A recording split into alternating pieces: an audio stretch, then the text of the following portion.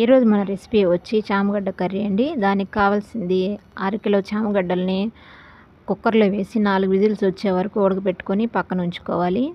4 టమాటాలు, 2 ఆనియన్స్, 2 స్పూన్ల అల్లం వెల్లుల్లి పేస్టు, కొద్దిగా ధనియాలు, జీలకర్ర, 4 ఎండుమిర్చి, ఎండు కొబ్బరి ముక్క చిన్నది వేసుకొని బాగా ఫ్రై చేసుకొని దాన్ని మిక్సీకి వేసి పేస్ట్లా చేసి పక్కన పెట్టుకోవాలి. 2 స్పూన్ల కారము, 1 స్పూను గరం మసాలా, 1 స్పూను జీలకర్ర పొడి, అర స్పూను పసుపు, పోపు దినుసులు, కొత్తిమీర, కరివేపాకు రెడీ చేసి పక్కన పెట్టుకోవాలి. ఇప్పుడు స్టవ్ మీద కడాయి పెట్టుకొని 2 స్పూన్ల ఆయిల్ వేసుకొని పోపు దినుసులన్నీ వేసుకోవాలండి. వేసుకున్న తర్వాత కట్ చేసి పెట్టుకున్న ఆనియన్స్ వేసుకొని ఆనియన్స్ గోల్డెన్ కలర్ వచ్చే వరకు ఫ్రై చేసుకోవాలి. ఫ్రై చేసుకున్న తర్వాత అల్లం వెల్లుల్లి పేస్ట్ వేసుకొని అది పచ్చివాసన పోయే వరకు బాగా ఫ్రై అవ్వనివ్వాలి. ఫ్రై అయిన తర్వాత మనం కట్ చేసి పెట్టుకున్న టమాటాలను కూడా అందులో వేసుకొని అందులో ఉప్పు, సరిపడా కారము అన్నీ దాంట్లో కలుపుకొనేసి ఒక 5 మినిట్స్ బాగా మగ్గనివ్వాలండి. కొత్తిమీర, కరివేపాకు కూడా అందులోనే వేసుకోవాలి. అది బాగా మగ్గే వరకు ఒక 5 మినిట్స్ మూత పెట్టి పక్కన ఉంచుకోవాలి.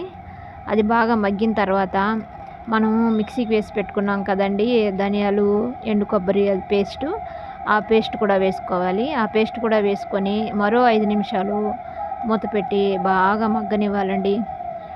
తర్వాత మనము ముందుగా ఉడకబెట్టి పెట్టుకున్న చామగడ్డల్ని చిన్న చిన్న పీసెస్ లాగా కట్ చేసుకోవాలి. మరీ చిన్నవి కట్ చేసుకోవద్దండి, కొంచెం లావుగా కట్ చేసి పెట్టుకోండి.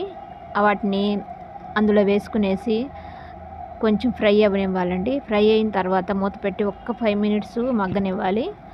మగ్గిన తర్వాత అందులో 1 గ్లాస్ వాటర్ వేసుకోవాలి. 1 గ్లాస్ వాటర్ వేసుకునేసి ఒక 5 నిమిషాలు పక్కన పెట్టుకొని మరగనివ్వాలండి. ఎందుకంటే అది కొంచెం చిక్కబడుతుందండి. అంతేనండి, ఎంతో టేస్టీ అయిన చామగడ్డ కర్రీ రెడీ అయిపోయింది. మీరు కూడా ఒకసారి ఈ మెథడ్లో ట్రై చేయండి. ఎందుకంటే దీంట్లో చింతపండు పులుసు వేయలేదండి. చాలా టేస్టీగా వస్తుంది, హోటల్ స్టైల్ రుచి వస్తుంది. ఒక్కసారి మీరు కూడా ట్రై చేసి నాకు కామెంట్లో తెలియజేయండి.